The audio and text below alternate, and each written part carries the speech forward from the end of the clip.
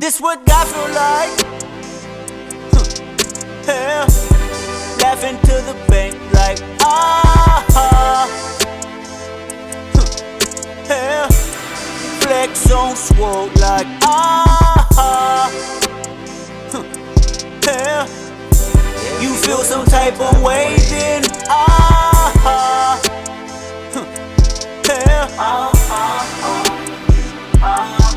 Anyway, so your story. So you grew up in Orange County.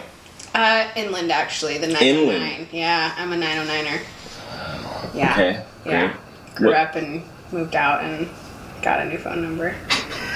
ASAP. Yeah, literally. Why the disdain for inlandness? Because there's a lot of bros out there.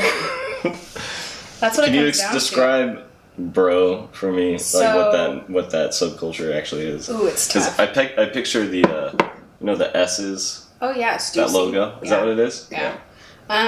So bros are a little bit redneck, but like redneck meets a lot of punk music, I think.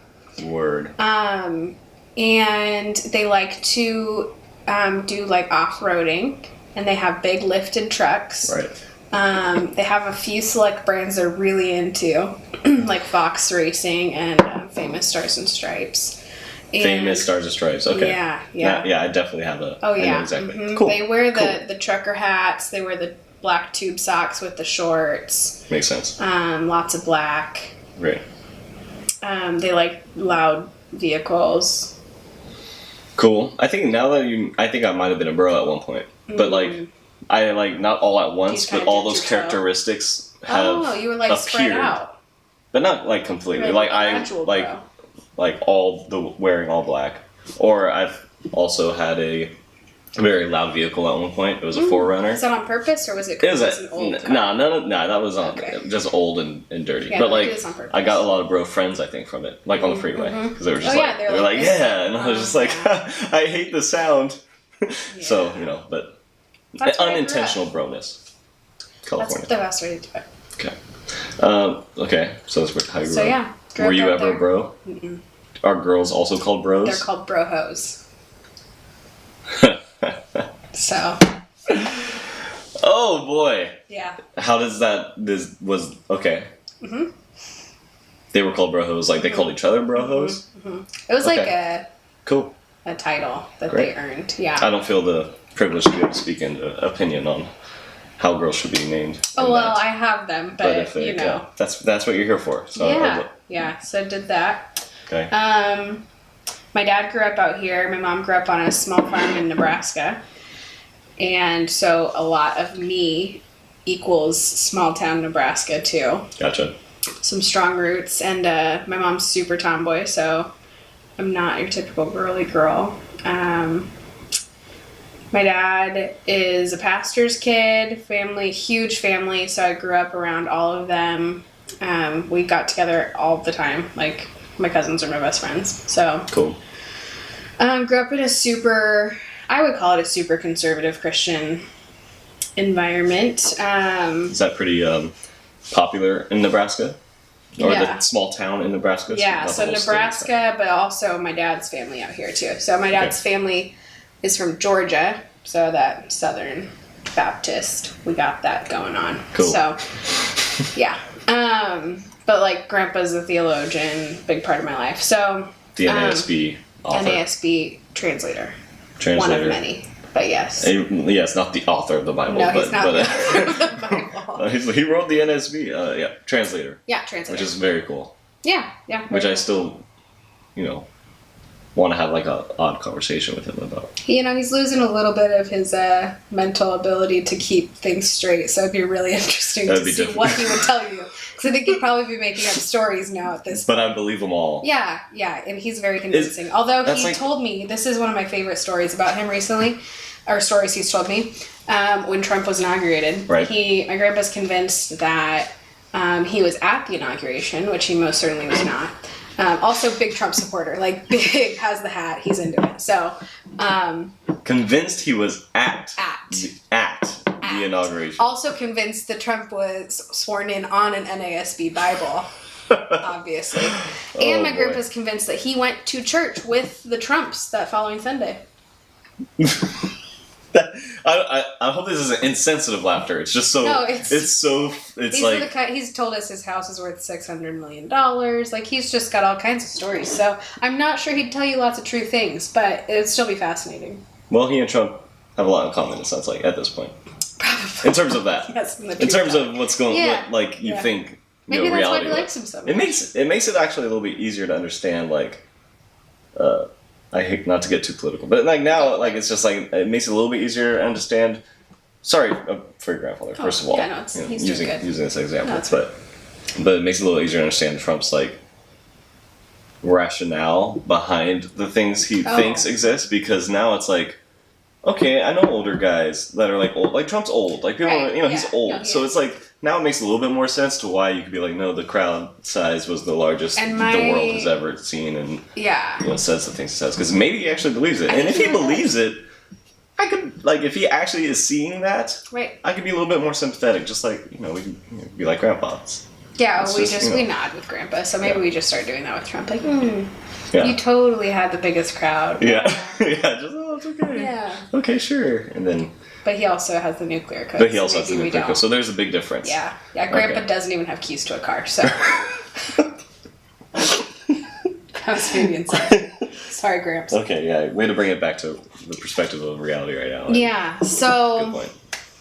Anyway, sorry. So, yeah, like pretty normal childhood, I thought, but I realized when I was older that, like, our life was probably not as normal, with, like, the dynamics in my family and, some of the things my parents struggled with individually and together, so, some dynamics that, were probably super shaping for me. They were hard, but they shaped me into who I am. And then moved out of the house at 22 and have been doing the big kid thing since then. So I work in the nonprofit sector. I love it. What's the name of the nonprofit? Olive Crest. Olive Crest. Mm-hmm. What do you guys do at the nonprofit? We do a lot of things, but I work in the foster and adoptions program. Gotcha. So I'm curious, like, it's not can we just unpack feminism? The word that I'm just gonna throw you this big thing and just like you could just knock it out. Because I actually like feel like we're using the term feminism, and I feel like I have feminist ideologies for the most part. But as a millennial, I'm also afraid of labels. Yeah. And so when you throw labels out, I am this. People are gonna be like, oh, that means you're all of this, or what I have experienced feminism to be. Totally. Or whatever. So just what do you believe it means to like be a feminist, I guess? I think I would say the base definition you've got to stick with is that feminism means that you believe in the equality of gender. I think that not everybody agrees with that definition, and that's where you run into so many people who get really angry about the word feminism or feel excluded from being a feminist even though they have feminist ideologies because they don't agree with everything. So I think the base of the issue is that if you are a feminist, it means that you believe that women are created equal to men. Yeah, I don't know. That sounds a pretty simple, basic. Yeah. Not hard to believe. I'm into simple definitions, so. Yeah, which is good. Sounds like it would be difficult to be against that. Yeah. Right? But people find ways to. And I think people don't like simple definitions sometimes, so. This is true. What kind of pushback have you experienced in your life as a woman in terms of like not feeling like you were seen as equal or just like as a whole, from womanhood as a whole? Yeah. Sorry, Mom and Dad, if you end up watching this, because I don't want you to think I hate you. But, okay, so. Sorry, too. No, you're not sorry. No. I don't know. Team Kaci. So, like I said, my mom is super strong, like, tomboy. She grew up on a farm, like, very strong-willed, like, one of the guys, which is a term I hate but also identify with, but, Anyway, so I was raised by that kind of woman, but I was raised by her in a culture, being like the Christian culture I was raised in, that did not create space for her to be that, and really limited her and like forced her to limit herself, because there's not space for women to be leaders, or even at times to just be themselves. So I noticed that in my parents' relationship, and I don't think that it's that my dad doesn't value women, although there is a whole conversation I could have on that, but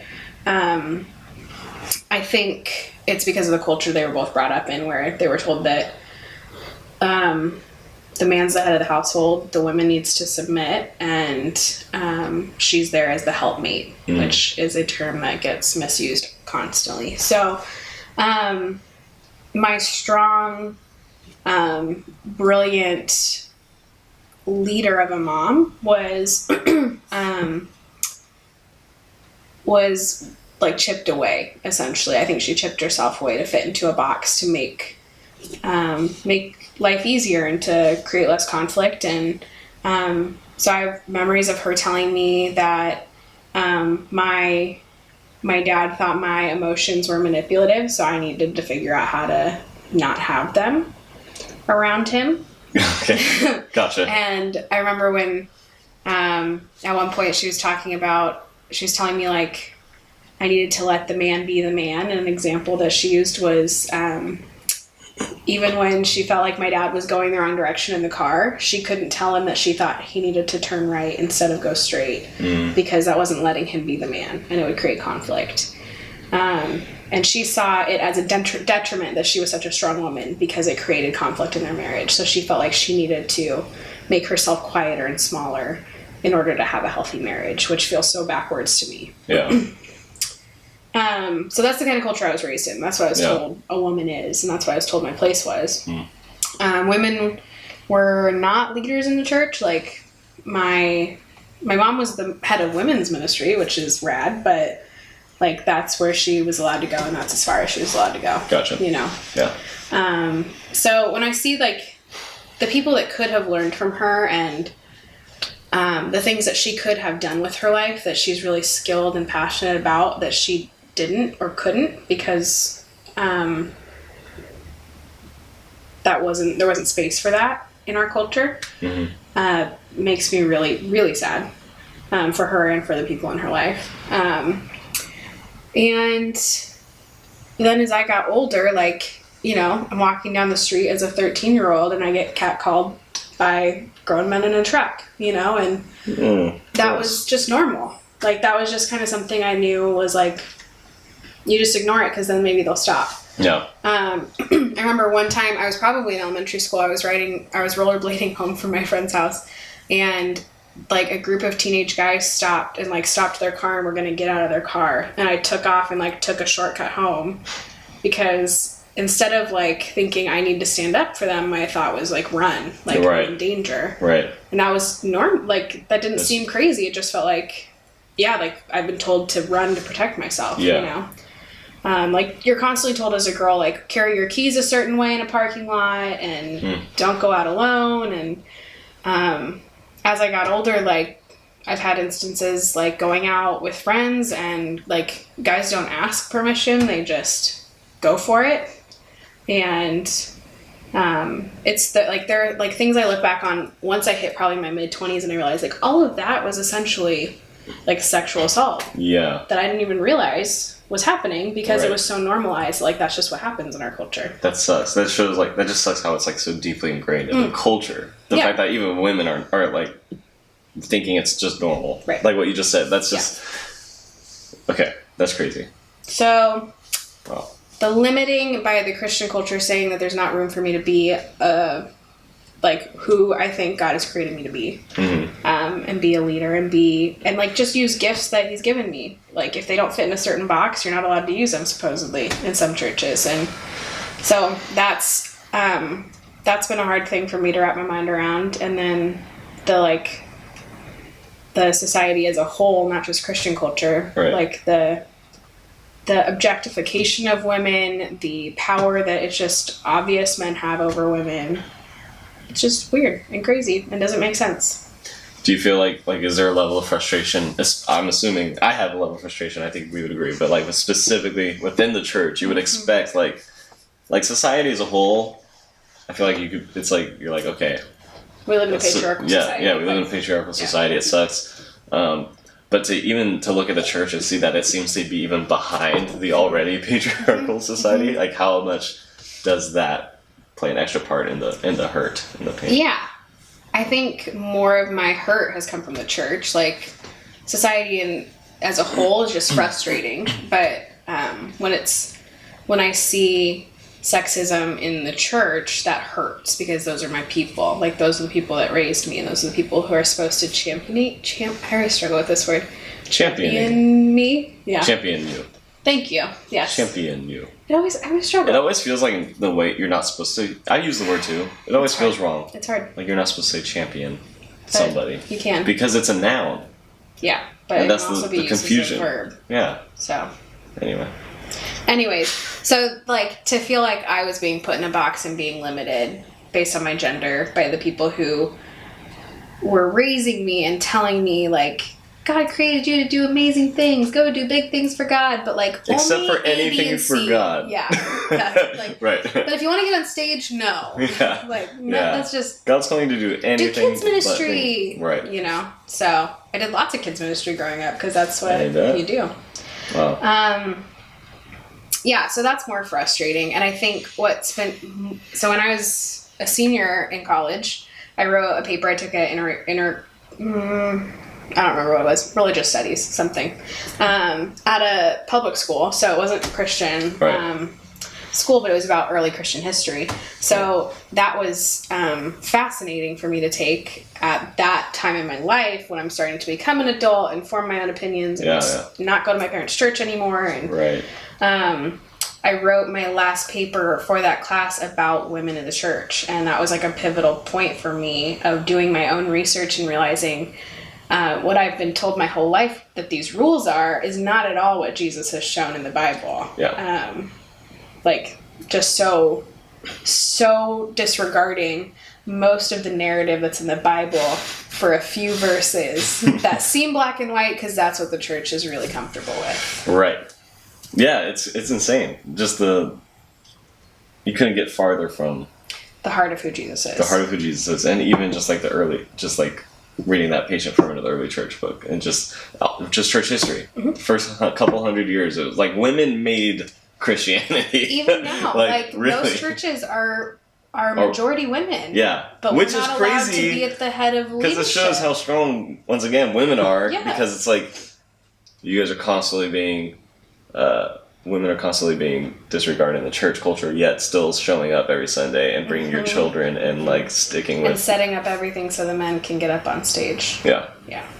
So, shout out to the ladies. Women keep the world running. It's true. They populated. And I mean, it's kind of magic. Like when you think about all the things that a woman does. Yeah. It's like blows my mind. Yeah. And I am one. You are one, and it's amazing.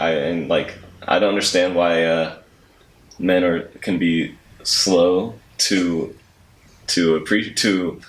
I don't get the like. I'm like I love women and I just all of womanness. Like women are great. So yeah, I'm fascinated. I'm inspired. You guys are empowering. Like every man has a mom, a sister, a daughter. You know that Tupac song? Which one? Since we all came from a woman, got our name from a woman, and I came from a woman. I wonder why we take from our women, why we rape our women, do we hate our women? Okay, so Billy Graham rule. Yeah. So Mike Pence made this comment about how he won't meet with women one-on-one, and a lot of conservative Christians who really want to find any reason to hail Trump and Pence were like, yeah, godly man protecting the sanctity of marriage, all of that jargon. Right. So that's great and all, and I actually was commenting on somebody's Twitter thing. I don't have the lingo. I'm not cool, but I was talking to somebody on Twitter. Twitter thing. It's fine. Yeah, that's fine. My age, it's coming out. I'm sure. Yeah. But I was saying, like, I think that the heart behind those kinds of rules Right. has been well intended. Like, Right. I think that I think that there's nothing wrong with somebody who has, who knows that they have a predisposition to a sin, removing themselves from that temptation. Right. However, if that's a rule that you just adopt as a church, or the rule as like a Christian culture, that men in leadership cannot meet one-on-one with a woman, that significantly limits the women who are able to be in leadership, because you cannot have, I mean, not even in leadership. Let's say a single woman in her church has questions about theology. Okay, right. If that rule's in place, the only place she's allowed to ask those questions is like her women's Bible study. I see now. You know, okay, like, yeah. And there's ways to work around it. Like, I know that this is something that can be... It just, like, helps the systematic issue. Yes, like, it continues to create a boys' club in churches. And I know, even in our church, like, we have strong men in leadership, and because the church is historically a boys' club, like, women don't just push their way into that. And so, most of the time, some women do. But... So, like, to have a rule that just makes it that much harder for a woman to lead in a church feels like more oppression. Gotcha. And more power structures that are working against women rather than helping to empower, and puts the responsibility on the woman for the man's fidelity. Yeah, see, that's why I need, like, it's good to have, like, a woman's perspective, because when I read, because I know what you're talking about now, when I read about it, I like, thought it was, like, I didn't have as much opposition to this thing as much as, like, much of the other political things that have been going on. Yeah. But it was enough to be like it's like, yeah, it's small potatoes. But still, but I didn't think about it in terms of that grand of a scheme of things, like what you just described and how it kind of perpetuates the continued oppression. And it's like, there's so much that, like, as men, we don't think much, period. And then we don't think it all the way through. I mean, and it's hard to see from another perspective, especially when it's the way that, like, things have just always been done. We're comfortable with what's known. We're not comfortable with unknown for most part. And so, like, men aren't going to question that for the most part, because it's just how things have always gone, and it works for them. So, like, we're the ones who have to speak up, but it's in a construct that's really not been welcome to us speaking up in the past. So it's tricky. But do you feel like, I mean, obviously reunion's pretty great. So like as a whole though, do you think there's still change, like it's improving the issue, or do you feel like it's a situation where maybe we take 5 steps forward, 10 steps back all the time as a church, big C church? Big C church or reunion church? Big C church. Big C church? And then we'll talk about reunion actually. Okay. I'm curious. Okay. Big C church, I think that there are pockets that are starting to figure it out. Gotcha. And I think... In 2017. Yes. Right. I know, it's ridiculous. Yeah. But, like, I think that when you look at most of these... Okay, so even the church... Like, there's a church we both know and love that has it written in their bylaws that women cannot be elders. They're allowed to be elders' wives. Right. And all they're allowed to do as elders' wives is help their husbands process and pray for the church. Yeah. That feels so wrong. Yeah. Like, women have more to offer. There's nothing wrong with helping process and pray, but women have so much more to offer than that. Right. Yeah. So yeah, still, as the big church, I think it's still got lots. Yeah, because that's a pretty, like, yeah, okay. Honestly, I feel like the big church mentality too, like, not just the big C church, but big churches. I feel like it's harder to come by big churches that elevate and empower women, because we do live in a patriarchal society, and the church has been so patriarchal for so long, people aren't comfortable with it. Right. When I was going to Eastside, that was the first time I ever saw somebody get up on stage and say something empowering women in leadership for church. They got up on stage and said, "We've decided that we're bringing on a female elder, and we've decided it is biblically sound to do so. We've done our research, and if you have problems with it, you can come talk to us, but you're not going to change our decision, because women have a lot to offer, and God didn't create this whole thing to just, like, exclude half of the population." Right. So And I'm starting to see now too, like, and making why like how the system keeps like feeding itself too, because if you're in the meetings of starting this church and you're like going through the thing that's terrible, that's unfortunate, is that I believe a lot of these decisions are made out of like genuine like or like a lot of times they're thinking like, this is what the Bible says, so this is just, or this is what we think the Bible's saying, or we've been told it says. Yes. And so these decisions, and there's not much pushback because all the guys making those decisions are already men, so they're gonna be like, yeah, well, this is what the Bible says. Yeah. But if you throw a woman in there who has, but again, she has to be already in leadership to make that. She has to get there. Yeah. And so what I've noticed already, her ass off to get there. Yeah, and that's what we've already seen at Reunion, because like women like you, Keaton, are already in there, and so even that meeting we had at Hamilton's house, where I was there, and just being able to hear your guys' perspective on eldership and just different things like that I probably it would have taken me longer to think about. Hopefully I would have thought about it, but honestly, it's just like, I don't know if I would have been able to. It's just great to have that. So Reunion. Yeah, Reunion. What are you thinking? How are you feeling? I'm feeling good. Yeah. Trying to do it right. I think there's so many things that we as Reunion are trying to find our footing in, and it's like a crazy time to be doing that. Like, there's so much happening. Yeah. Not just on a national scale, on a global scale. True. And so, I think, like, we have to make decisions now based on culture based on Reunion culture, because of what our culture is saying and doing. So, right. We're having to ask a lot of those harder questions sooner, because, our political landscape is crazy, and the church in America is being called into question a lot because of the decisions they're making and the people and ideologies they're endorsing. So, I think that we are doing our due diligence and doing our research and trying to make the best decision in all aspects that lines up with what we see in Jesus. Yeah. And I love that we're starting off with a series in the Gospels and studying who Jesus is. Right. When it comes to the whole feminism thing, I think we have incredible, strong, smart women, and I think the reason that I honestly credit Jesse for all of this, because I think Mike was forced to and I don't know so much about Mike's growing up perspective, but he married Jesse. She's a rock star. She's and so she totally is. So he sees the value that she brings, which is Mike couldn't do this without her. We all know that. So love you, Mike, but you couldn't. So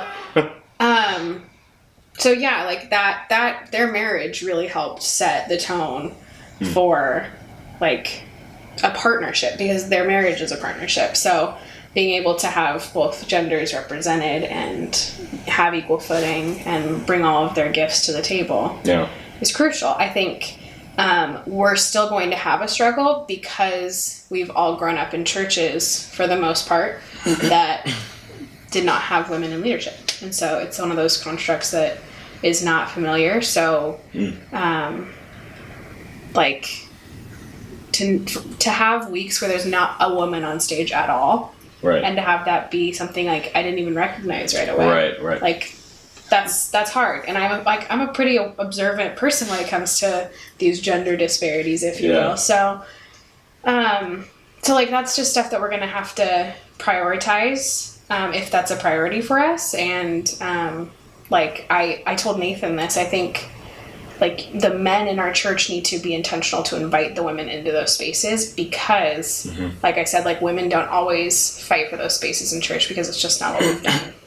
Unless you really feel passionate about it, most women are content to just do what we've been doing. It's fun too, just seeing how eager every woman has been, that once I've asked them hey, would you anything hey, do you want to host, do you want to lead prayer, do you want to do the lights, anything, any from being on stage to just something, there's always this I haven't yet had 1 ounce of, even when they're scared, there's been girls who have been Yes. Sure. And then like the next text is like, I'm terrified. What do I do? Yeah. But I really want to do it. And just to see that hunger that I kind of haven't noticed till now. You talking about, because I just think of it like, oh great, they're ready to serve. But now understanding, growing up in a culture where maybe that's never been asked. Right. You don't get invited into different ministries. It's just crazy. And they ask guys to do stuff, and they're just like, Whatever. I don't want to. I'm just like, anyway. You're probably asking them to move heavy boxes though, so Chairs and stuff. yeah. It's fine though. Wow, that's great. Well, I'm glad that it sounds like we're doing a decent job, and I think so. obviously with your guys' leadership that helps. If there was one thing that you would want men, man, all of this has been something, but like how can, I don't know exactly how to frame it, but like if there's one thing you want men in general just to understand, or just maybe baby steps to just like, hey, this is how you could just help a little bit if you want to help. Yeah. this even if it's just listening or whatever it is, Men feel a lot of pressure to be the provider, to be hyper-masculine, to be non-emotional, like all these different gender constructs. And not every man is wired that way, and that's okay. And so not every marriage is going to look like the man is this really macho guy and the woman's this really feminine girl, and Right. like that's not realistic, even if that is the like what you think marriage should look like. Right. It's not going to happen because not everybody is cookie cutter in those stereotypes. Right. So like I think that's one of the biggest things is that like feminism is not just for women, although it is about elevating women and empowering women and protecting women and giving us space to be ourselves. It is also about men being allowed to be who they are, Right.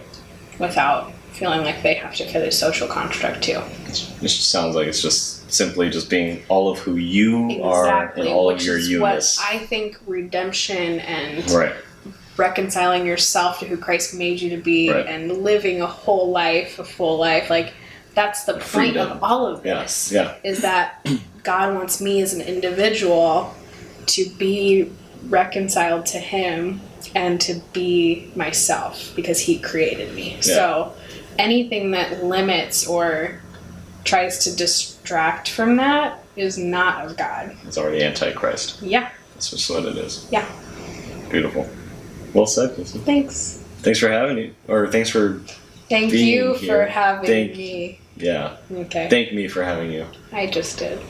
I'm thanking myself. Okay. I don't know. Thanks for coming. I You're appreciated welcome. your words. I'm sure they were inspiring and informative to many people. Sure.